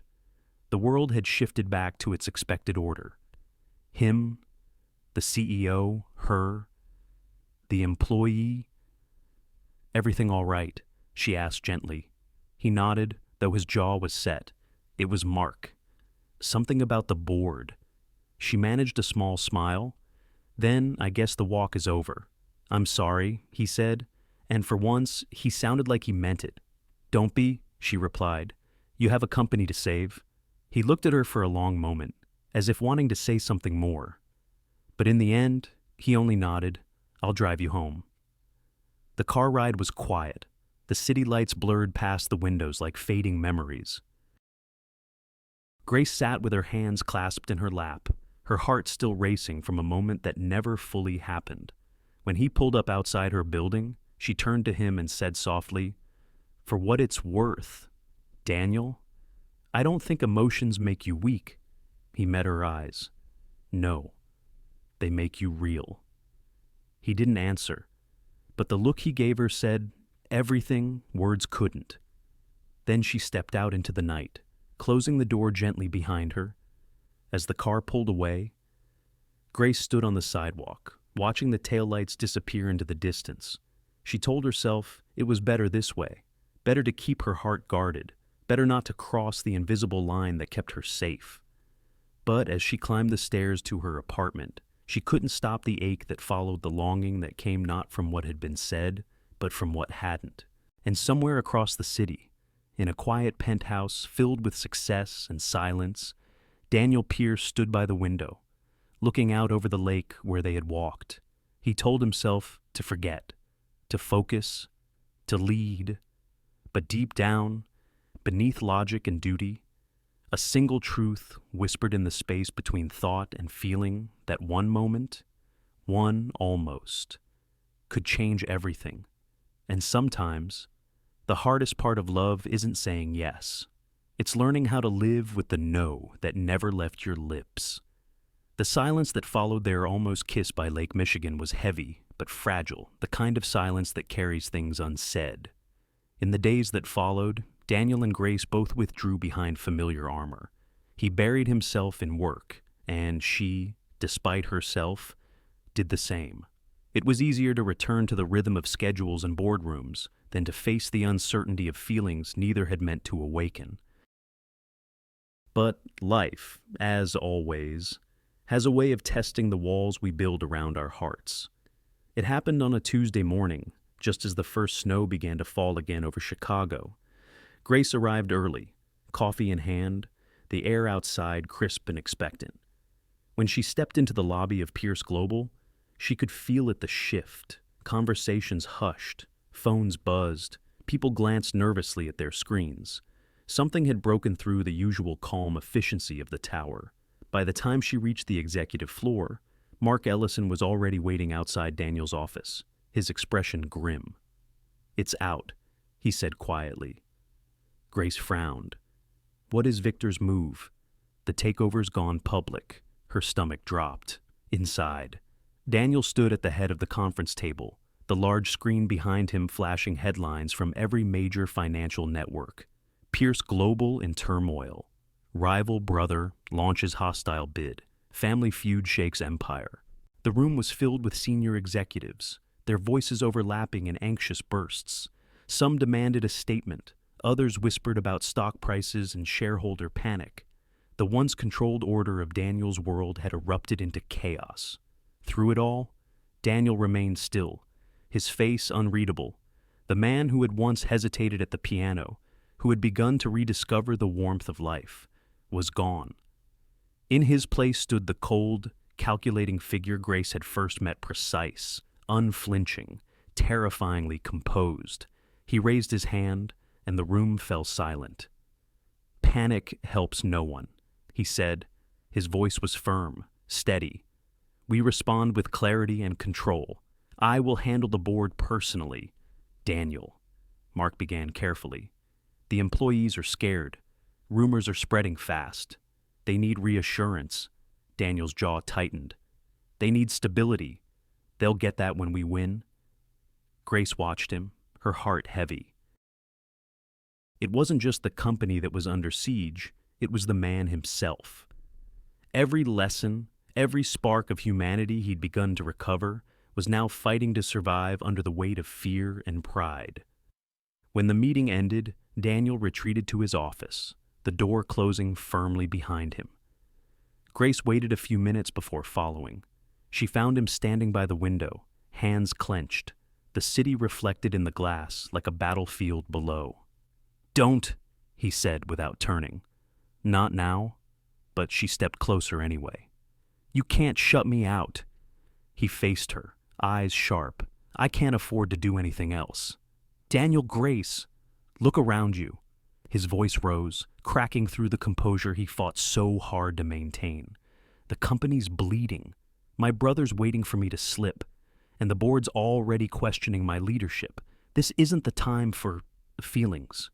She didn't flinch. "That's exactly what it's time for." He stared at her, stunned by her calm. "If you fight like a machine," she said softly, "you'll lose like one." For a moment, only the sound of the city filled the room. He stepped closer, anger and disbelief mixing in his expression. "You think empathy is going to win this war?" "I think people will follow a leader who remembers they're human," she replied. "Your employees don't just need a strategy. Daniel, they need you, the man, not the headline." Her words cut deeper than any argument. For a long moment, he said nothing. His breathing was slow, controlled, but his eyes betrayed something else. The storm inside, finally, his voice dropped. Lower now, almost a whisper. "Then teach me." Grace frowned slightly. "Teach you?" He met her gaze, the edge in his tone replaced by something raw, almost pleading. "Teach me how to fight like a human." The admission hung in the air between them, unexpected and disarming. It wasn't the voice of a CEO. It was the voice of a man standing at the edge of something far more dangerous than a corporate war, the edge of his own vulnerability. Grace took a step closer, her tone gentle. "You already know how. You just keep forgetting." Daniel's eyes softened, and for a fleeting second, she saw the same man who had played the piano under soft light, the man capable of tenderness, of hope. Outside, snow continued to fall over the city, blanketing the chaos below in quiet white. Inside, amid screens flashing red and headlines shouting doom, two people stood facing each other, the machine and the heart, both unsure which would win. Over the next few hours, the building became a hive of activity. Press calls, emergency board meetings, financial statements, the language of survival. Yet, amidst the noise, Grace noticed something different in Daniel. His words to the staff grew less mechanical. He thanked people. He listened. He met their eyes when he spoke. It wasn't easy. Every instinct in him fought against it. But piece by piece, the man she'd been trying to reach began to re-emerge. That evening, after a long day of damage control, Daniel stood in the quiet of his office again. Grace lingered by the door, exhausted but unwilling to leave. "You should go home," he said softly. "So should you." He looked at her, then truly looked, and for the first time all day. He smiled. It was faint, tired, but real. "Maybe tomorrow," he said. Grace nodded, understanding that he meant more than just rest. Tomorrow, another chance to lead differently, to be different. As she left, Daniel turned back to the window. His reflection stared back at him, not as sharp, not as certain, but somehow more alive. The city stretched before him, cold and bright, and for the first time in years, he didn't see it as a battlefield. He saw it as a world worth fighting for, not with numbers, but with heart. And somewhere deep inside, he realized that perhaps the truest strength wasn't in control at all, but in the courage to let himself be seen. The days after the public reveal of Victor's takeover were among the hardest Pierce Global had ever faced. Stocks dipped, investors hesitated, and uncertainty crept through every hallway like a quiet draft. The confidence that once defined the company now trembled beneath fear. Fear of loss, fear of change, fear of failure. And yet, amid the noise of panic and press, Grace Whitmore refused to let despair take root. She saw it in Daniel, how the battle with his brother was draining him, not just in business, but in spirit. Every meeting left him tighter, quieter, his focus sharpened to the point of pain. She knew what that kind of fight could do to a person, how it could steal their warmth, their hope, their humanity. One evening, after another long meeting, Grace found Daniel in his office again, his tie loosened, the light from the city washing over him in shades of gray. He was staring at the same spreadsheet for nearly an hour, the same figures he'd been trying to control, as though logic alone could steady the storm. "Numbers can't win this," she said softly from the doorway. He didn't look up. "Numbers are all I have." "No," she said, stepping inside. "You have people. The ones who still believe in this company and in you. They're the reason it exists in the first place." Daniel sighed, leaning back in his chair. "The shareholders don't care about belief. Grace, they care about returns. Victor knows that. That's why he'll win." Grace shook her head. "Maybe you've been speaking the wrong language." He frowned. "What do you mean?" She hesitated for a moment, then said, "Let me talk to them, to the shareholders." Not as a strategist or an investor, but as someone who still remembers why Pierce Global mattered in the first place. He stared at her, disbelief flickering across his face. "You think a speech will stop a takeover?"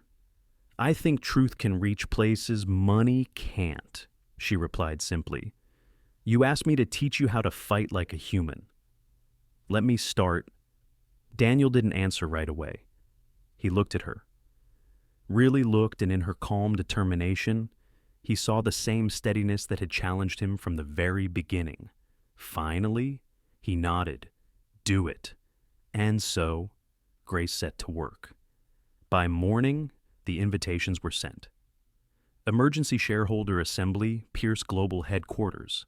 It would be the company's most critical meeting in a decade, is the boardroom, usually a place of sterile professionalism, now carried an undercurrent of emotion, anticipation, doubt, and something deeper, quieter hope. When the day arrived, the room was filled with familiar faces, men and women who had invested decades, not just dollars, into the company's name. Some were gray-haired and tired, some sharp and skeptical, but all of them had come to hear what could be the final defense of Daniel's leadership. Daniel sat at the far end of the table, his expression unreadable. Grace stood at the podium, her hands resting lightly on the wood, her heart steady in her chest. She looked around the room at the nervous glances, the wary eyes, and began, "I'm not an executive," she said. "I'm not a strategist or a financial expert. I'm an employee, like the hundreds of others who have given their time, their energy, their family's faith to this company." Her voice was calm, but it carried. When you see spreadsheets, they see paychecks. When you talk about percentages, they think about children's school fees or mortgages, or the hope of retiring with dignity one day. To you, these may be numbers. But to them, to us, they're life. A few heads turned. Someone leaned forward. The room had begun to listen. Grace continued, her tone softening. "When my husband passed away 3 years ago, I thought my life had ended too. He believed in people and kindness, in the quiet power of doing the right thing even when no one was watching. I didn't understand how he could still have faith in a world that felt so cold." She paused, her throat tightening.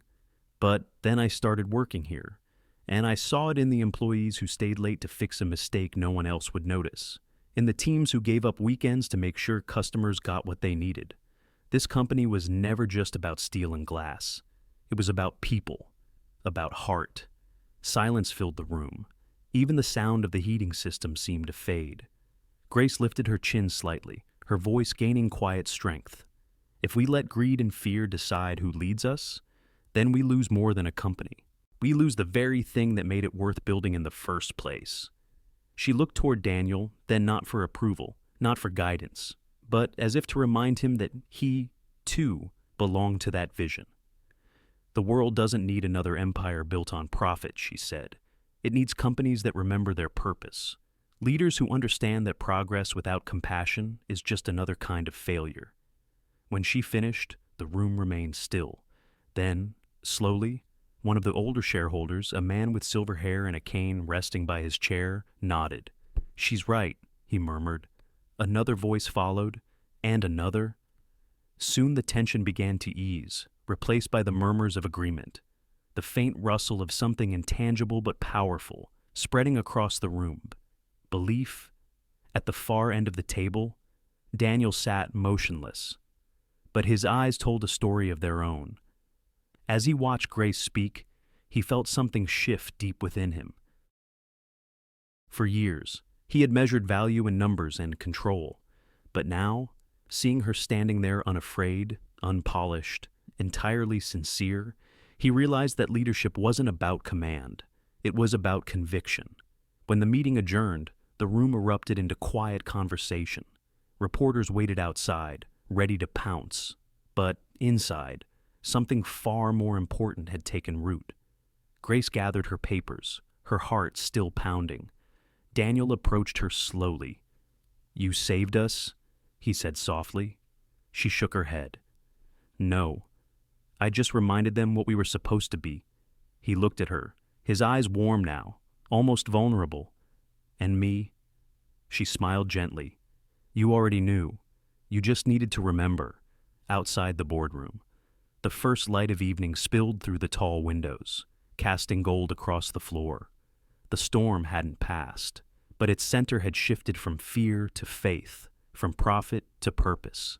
And as Daniel watched Grace walk ahead of him down the corridor, he felt it again, that quiet melody she'd brought back into his life, the one that whispered of second chances and the quiet courage it takes to believe in people again. It wasn't victory yet, but it was something close, something that felt like hope. The day after the shareholder meeting dawned cold but clear, as if the city itself was pausing to breathe. For the first time in weeks, there was a quiet sense of stillness at Pierce Global. The tension that had gripped the company seemed to ease, replaced by something warmer, not victory, not yet, but belief. Grace's speech had spread beyond the boardroom. Reporters replayed clips of her words on morning news shows. Employees shared them online, calling her the heart of Pierce Global. Even shareholders who had once doubted Daniel began to call, not with demands, but with cautious trust. But success, like dawn, often comes wrapped in new challenges. Victor Pierce, sharp and relentless, had not vanished. He moved fast, speaking to the press, twisting the narrative. Daniel Pierce hides behind sentiment. He said in interviews, "Business isn't built on feelings, it's built on results." Within hours, headlines shifted again. The press wanted answers. And so, a conference was arranged, one final appearance to settle the story. It was Daniel's idea. "They need to hear it from us," he told Grace that morning. She nodded, though her heart raced. The past few weeks had carried her through storms she never imagined facing: boardrooms, speeches, strategies, but this would be different. This time, the world would be watching. The press hall was filled to capacity. Cameras lined the back wall, microphones crowded the front. Daniel stood at the podium, calm as ever, his suit impeccable, his voice composed as he addressed the company's future. "Pierce Global will not be defined by rivalry or fear," he said. "We will move forward as a company that remembers its purpose, innovation guided by integrity." He spoke of recovery, of rebuilding trust, of facing challenges not as obstacles, but as opportunities. His words were measured, powerful, the language of leadership. And yet, as Grace stood to the side, watching him, she saw something else too. The faint tremor in his hand as he adjusted the microphone, the exhaustion behind his calm. She knew how much he had endured to stand there, how much he had changed. Then, a reporter called out the question that shifted everything. "Mr. Pierce," the man asked, "your secretary, Ms. Whitmore, she called you Heartless in a statement that circulated months ago. Do you believe she still feels that way?" The room fell silent. Cameras turned toward Grace like a tide.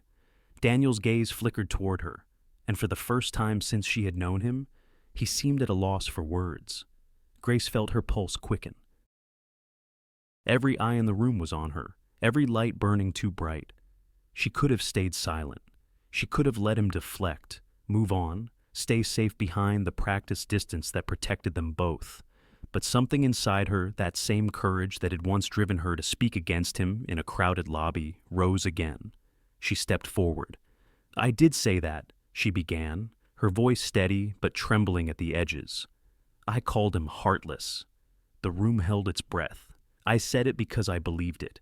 Because I saw a man who made decisions without hesitation, who measured success in numbers, not people. And I was angry not just at him, but at the world that rewards that kind of strength." She paused, glancing toward Daniel. He was watching her, his eyes unreadable, his shoulders rigid. "But I was wrong." The words were simple, but they carried the weight of everything that had passed between them, the clashes, the lessons, the nights of quiet understanding. "I was wrong," she repeated softly, "because I've seen who he really is. A man who carries the burden of every decision. A man who learns, who listens, who feels more than he'll ever admit. And somewhere along the way, he taught me that compassion isn't weakness. It's the only strength that lasts." The crowd shifted, cameras clicked, Grace's breath caught, but she didn't stop. "I came to this company angry at him, but I stand here now, grateful for him." Her voice softened, trembling like a truth she could no longer hold inside, because somewhere between all the chaos and all the noise, "I fell in love with him." The words left her lips before she could second-guess them. The room fell utterly silent. Grace could hear her own heartbeat. She didn't know what she expected: disbelief, judgment, maybe even laughter. But when she looked at Daniel, she saw none of those things. He didn't move for a long moment. Then, slowly, he stepped away from the podium. His eyes met hers across the room, and something in them broke open a gentleness so raw it made the air feel different. He walked toward her, every step deliberate, until he stood close enough for her to see the reflection of the camera lights in his eyes. When he finally spoke, his voice was low, steady, almost reverent. "You taught me how to feel again." For a heartbeat, neither of them breathed. Then, without another word, Daniel turned back to the podium, his composure returning, but the world could see what had changed. The machine in the tailored suit had been replaced by a man. The reporters didn't know what to write first: the confession, the love, the redemption, but none of it mattered, because in that moment, the story had already rewritten itself. When the conference ended, the crowd buzzed with questions, flashes, and speculation, but Grace barely heard any of it. She stood beside Daniel, her hand brushing against his. He didn't pull away. Outside, the city was awash in winter sunlight, the kind that turns glass into gold. As they stepped into the open air, Grace exhaled a shaky breath. That wasn't exactly in the script.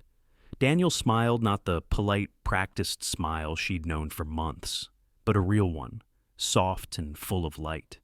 "No," he said. "It was better." They stood there, side by side, the noise of the world fading behind them. And for the first time, neither of them felt the need to fill the silence.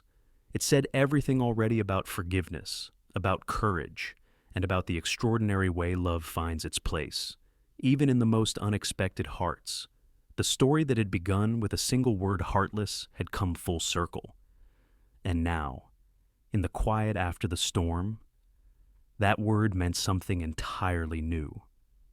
In the days following the press conference, the world around Pierce Global shifted once again, but this time, not in chaos, not in fear. Something softer had taken root. Grace's confession and Daniel's quiet, heartfelt response spread like a ripple through the city. The story of the heartless CEO who learned to feel again became a headline far larger than any scandal his brother could create. Inside the company, whispers turned into pride. Employees spoke of Daniel differently now, not as a distant executive, but as a man who had found the courage to change. Investors, once wary, began to see him in a new light.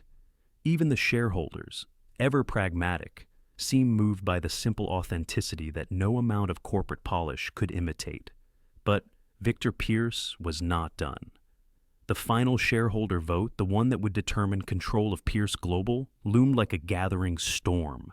For months, Victor had maneuvered behind the scenes, collecting influence, fanning doubt, and now, the vote would decide everything: who would lead, who would lose, and what kind of legacy would remain. Daniel didn't approach the battle the way he once would have. Gone was the cold strategist, the man who believed numbers and power could solve anything. This time, he led differently, quietly, humanly, with a kind of grounded confidence that came not from arrogance but from clarity. Grace saw it in the way he greeted people in the lobby that morning, stopping to thank the receptionist, asking after the staff whose names he had never once said aloud before. It wasn't a show. It was something deeper, a man who had learned that leadership wasn't about being above others, but walking beside them. When the shareholders gathered, the room buzzed with tension. Rows of men and women sat with tablets and documents, their votes waiting to be cast. At the far end of the long oak table sat Daniel, composed, calm, and across from him, Victor, dressed in the same immaculate confidence that Daniel once wore like armor. The air between them was thick with old history brothers bound by blood, divided by everything else. Victor broke the silence first. "You've made a nice spectacle of yourself, Daniel. Emotional speeches, love confessions, impressive, really, but sympathy doesn't run a company." Daniel didn't rise to the bait. He met his brother's gaze steadily. "You're right, it doesn't. But integrity does, and trust. Things you can't buy with stock." Victor's smile faltered. "We'll see." As the voting began, tension rippled through the room like static. Each click, each nod, each recorded ballot carried the weight of years of rivalry and resentment. Grace stood quietly near the back, her hands clasped, watching the man she had once called Heartless stand as a symbol of something far greater than victory. When the final votes were counted, a hush fell over the room. The head of the board rose, clearing his throat. "By majority decision," he announced, "the shareholders reaffirmed their confidence in Daniel Pierce as Chief Executive Officer of Pierce Global." A collective exhale filled the air. Relief, disbelief, release. Victor's jaw tightened, his composure cracking just slightly. For a long moment, he said nothing. Then, as the room began to move again, he turned toward Daniel with a mixture of anger and something quieter, something like regret. "Enjoy your victory," he muttered. "You've earned it." But Daniel shook his head. "This isn't a victory, Victor.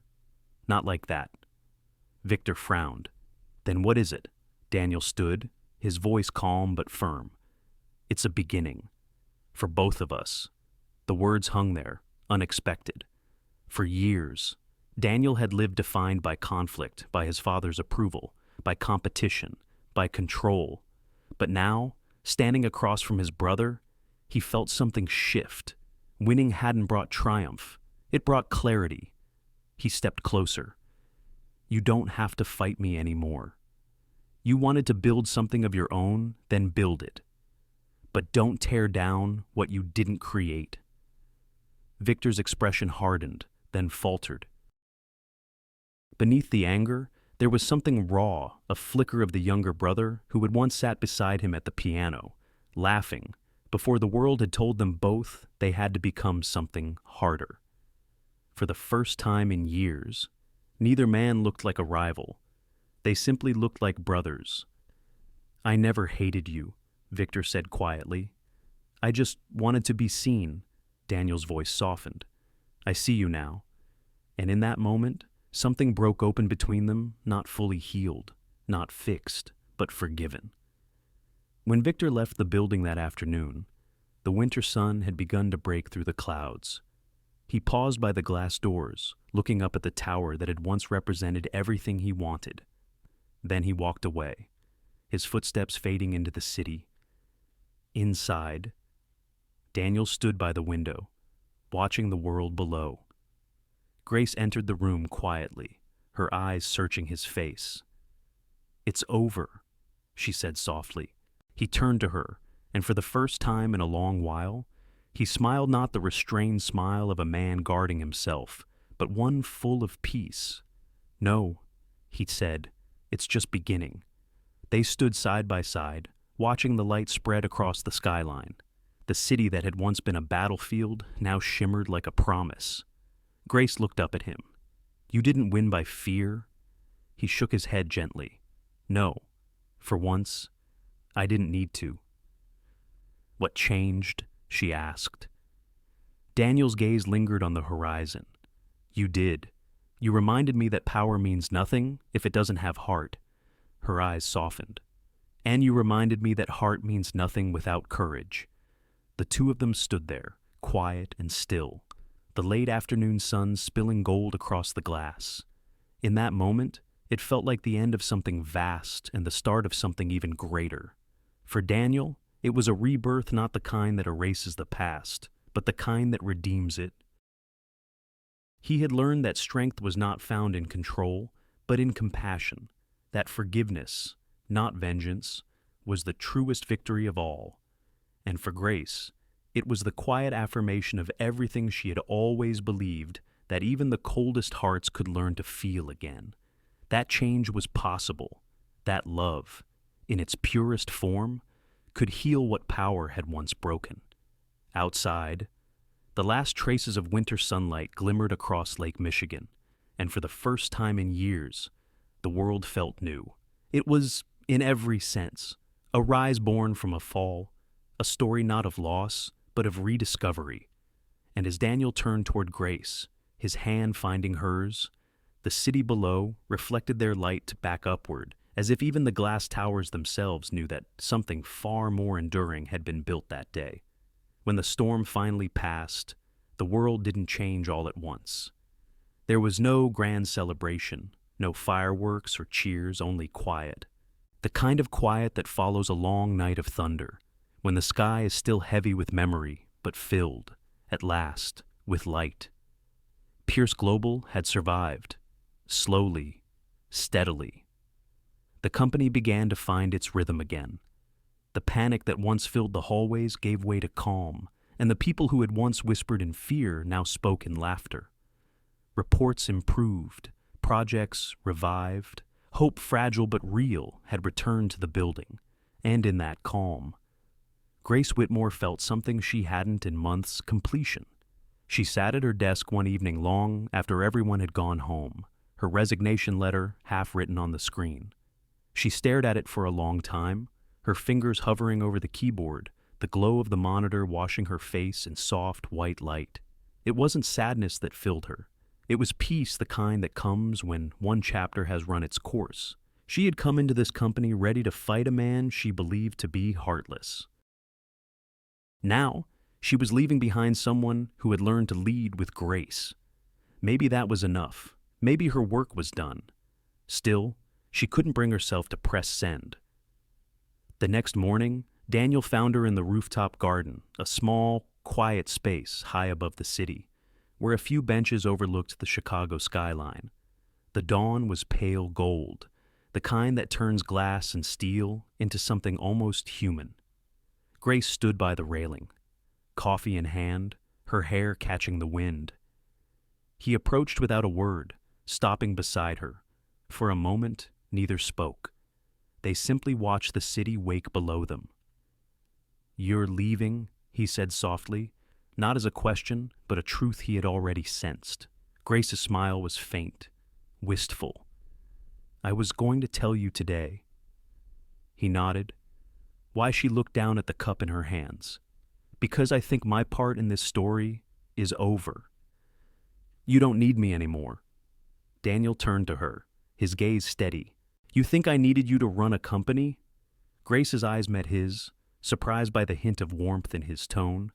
"I needed you to remember who I was," he said. "And now that you've reminded me, you think you can just walk away." She hesitated, torn between logic and emotion. "You've found your footing again?"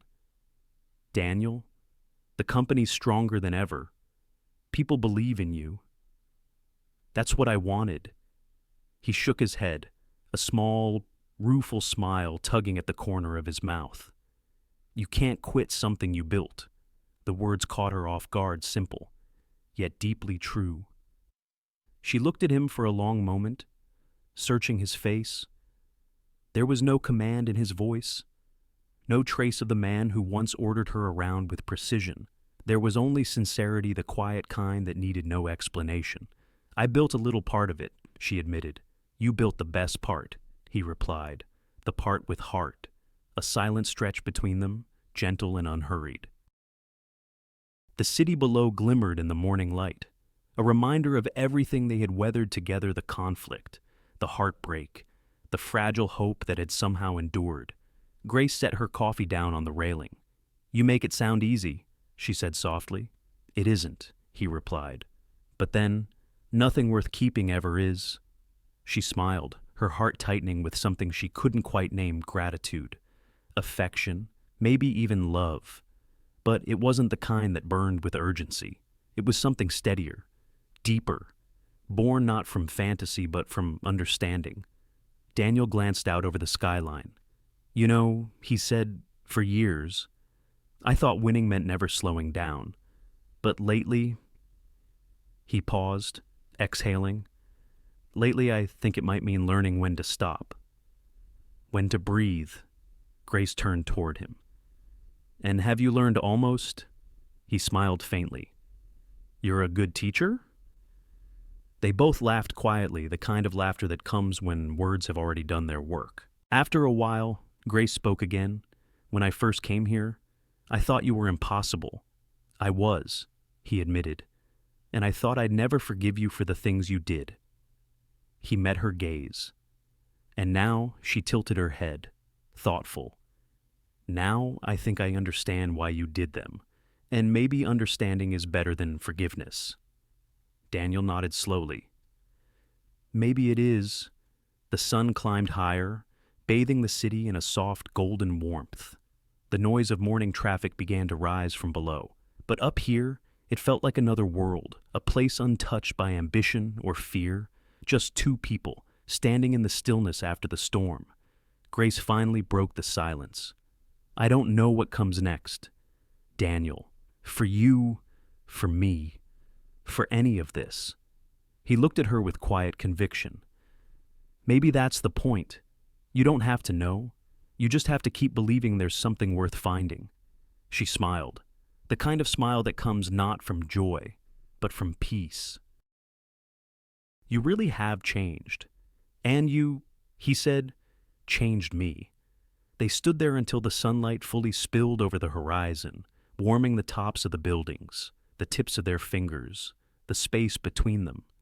It wasn't a fairy tale ending, not the kind of perfection that stories often promise. There were still scars, still uncertainties, still pieces of themselves learning how to heal. But maybe that was what made it beautiful. Healing, real healing, wasn't about forgetting the storm. It was about learning to live again beneath a quieter sky. As they turned to leave, Grace glanced back one last time at the city below. Somewhere deep inside, she felt something settle, not closure exactly, but a quiet kind of beginning.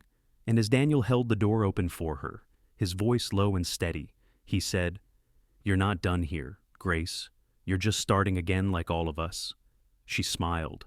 "Then maybe I'll stay a little longer." The door closed softly behind them, and the sun poured into the empty garden, spilling across the benches and the soft wind that carried the scent of morning.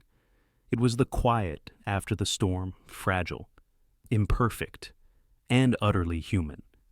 And for the first time, both of them felt at home in it. Time has a way of softening even the sharpest memories. Months passed since the storm that had nearly torn Pierce Global apart. And in its place came a quiet season of renewal, not the triumphant rise of an empire reborn, but something humbler, truer: Daniel Pierce. Once the man who lived by precision and profit, now walked through his days with a slower step and a gentler gaze. The sharp edges had not vanished, but they no longer cut.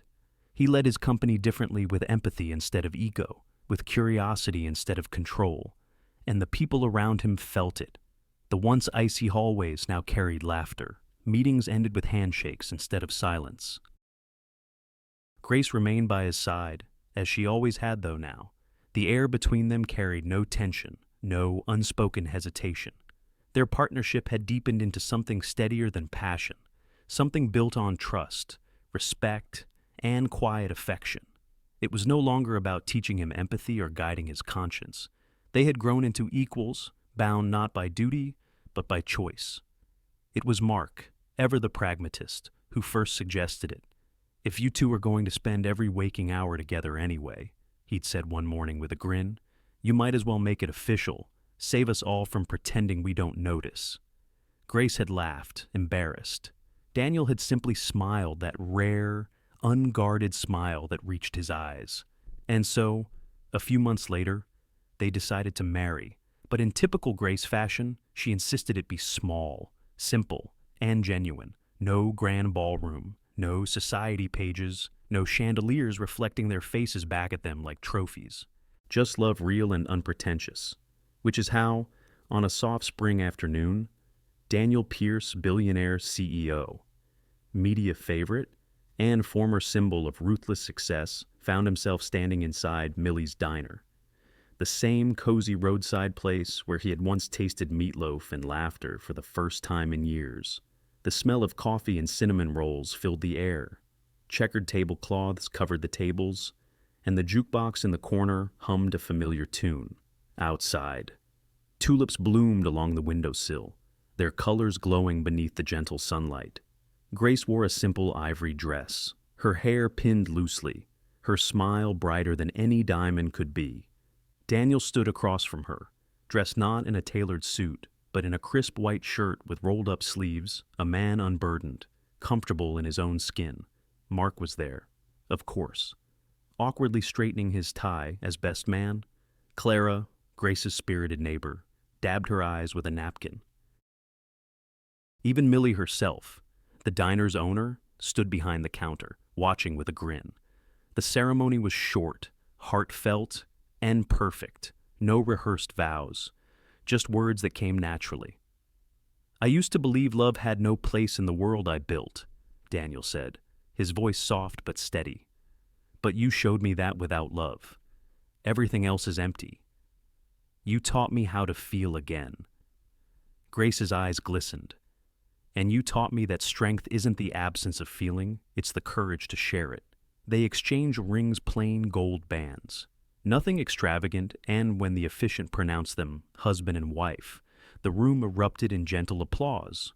Mark actually cheered, Clara sobbed, and Millie shouted, "About time." But the moment that would stay with everyone forever came later, after the cake had been cut and laughter had filled every corner of that little diner. Grace had just finished thanking the guests when Daniel disappeared for a moment, only to return with something no one expected: a chair pulled toward the far end of the room, where an old upright piano stood. It was slightly out of tune, its wood scuffed by decades of use, but when he sat down and lifted the lid, the room fell instantly silent. Grace's breath caught. He ran his fingers gently over the keys, as though greeting an old friend. Then, looking up at her, he said softly, "This is the song I should have played years ago." And then he began to play. The melody started slow, tentative, almost shy, but it grew warm and rich, filling the air with a kind of peace that words could never express. It wasn't a performance. It was a confession, a promise, a memory wrapped in sound. Grace stood still, tears welling in her eyes as the notes carried her back to the night he first touched the piano, to the moment he rediscovered his heart, to every quiet step that had led them here.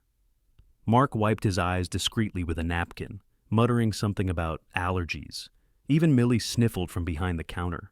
When the final note lingered and faded, the diner was utterly silent, not because the music had ended, but because everyone wanted to hold on to it for just a little longer. Daniel looked up at Grace, a soft smile tugging at his lips. "Told you I'd learn to stop running," he said. Grace walked toward him, placing her hand over his on the piano keys. "And I told you," she whispered. "You never had to run at all." They kissed, not dramatically, not for the cameras or the applause, but gently, like two people who had finally come home. Outside, the sky glowed in shades of gold and pink, the same kind of light that had followed them through so many storms. The diner windows reflected their faces, not as CEO and secretary, not as billionaire and single mother, but simply as Daniel and Grace, two imperfect souls who had learned, slowly and beautifully, that love wasn't about saving each other. It was about growing together. Later that evening, as the guests began to leave and laughter faded into the hum of twilight, Daniel lingered by the piano one last time. He touched a single key, the note ringing soft and clear through the empty diner. It was the same note that had begun everything, the one that had trembled years ago in a quiet room high above the city, when he first dared to play again. Grace came up beside him, resting her head on his shoulder. He wrapped an arm around her, his thumb tracing the edge of her wedding ring as he said quietly, "I once measured success in billions." She looked up at him, unsmiling, and now he kissed her forehead. "Now. I measure it in heartbeats." Outside, the neon sign of Millie's Diner flickered softly against the night sky, casting a warm glow on the glass.